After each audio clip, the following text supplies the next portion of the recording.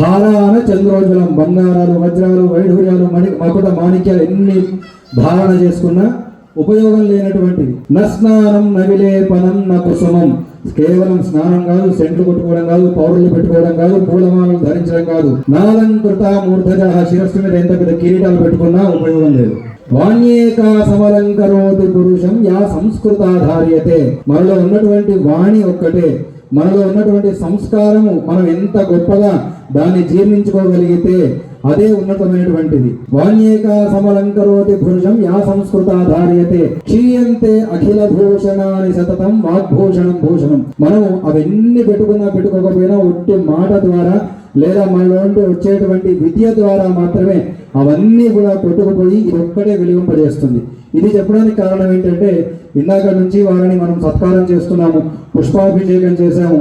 వారు పుష్పాభిషేకము మేము చేస్తామని వీరు ప్రకటిస్తున్నప్పటి నుండే నాకు కాదు నాలో ఉన్నటువంటి పుస్తకానికి, నాలో ఉన్నటువంటి విద్యకని అందరికీ చూపిస్తున్నారు. అది చూసేసి లోపల నుంచి ఆర్ద్రత వచ్చేస్తుంది. అంటే గొప్ప వాళ్ళు ఎట్లా ఉంటారంటే ఇట్లాగే ఉంటారు. ఎంత విద్య ఉన్నా, ఎంత జ్ఞానం ఉన్నా కూడా వాళ్ళు బయటికి రానివ్వరు. ఏ రకంగా అంటే విద్యానామ నరస్య రూపమధికం ప్రచ్ఛన్న గుప్తం ధనం, విద్యా భోగకరీ యశస్సుఖకరీ విద్యా గురువునాం గురు, విద్యా బంధుగణ విదేశగమనే విద్యా పరాదేవత, విద్యా రాజసు పూజ్యతే నహి ధనం విద్యా విహీన పశు. అంటే విద్య అనేటువంటి ఎటువంటిదంటే ప్రచ్ఛన్నమైనటువంటి మన లోపల అసలు మనం ఇది నాలో ఇది ఉన్నది అని చెబితే గానీ బయటపడినటువంటి గుప్తమైనటువంటి ధనం. విద్య ఏమిస్తుంది? విద్య భోగాన్ని ఇస్తుంది, యశస్సుని ఇస్తుంది, సుఖాన్ని ఇస్తుంది.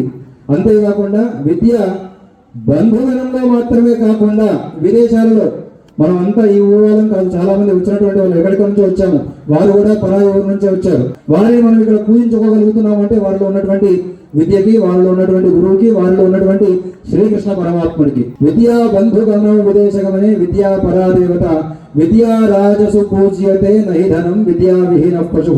సహజంగా మనము రాజులను కీర్తిస్తుంటాము, రాజులను పూజిస్తుంటాము. రాజుల యందు పూజించగలిగేటువంటి శక్తి మనకు కల్పించేటువంటిది ఏంటంటే మనలో ఉన్నటువంటి విద్య. కాబట్టి అటువంటి విద్య లేనటువంటి వాడు వింత పశువు. సహజంగా ముఖే సరస్వతి అంటారు. విద్య అంటే చదువు ఒక్కటే అని కాదండి. మనకు ఎవరికి ఒక్కొక్కరు ఒక్కొక్క దాంట్లో నిష్ణాతులు ఉంటారు. ఆ నిష్ణాత్వాన్ని వాళ్ళ లోపలనే దాచుకోకుండా బయటకి వ్యక్తపరిచి నలుగురికి పంచేట్టుగా ఉండాలి.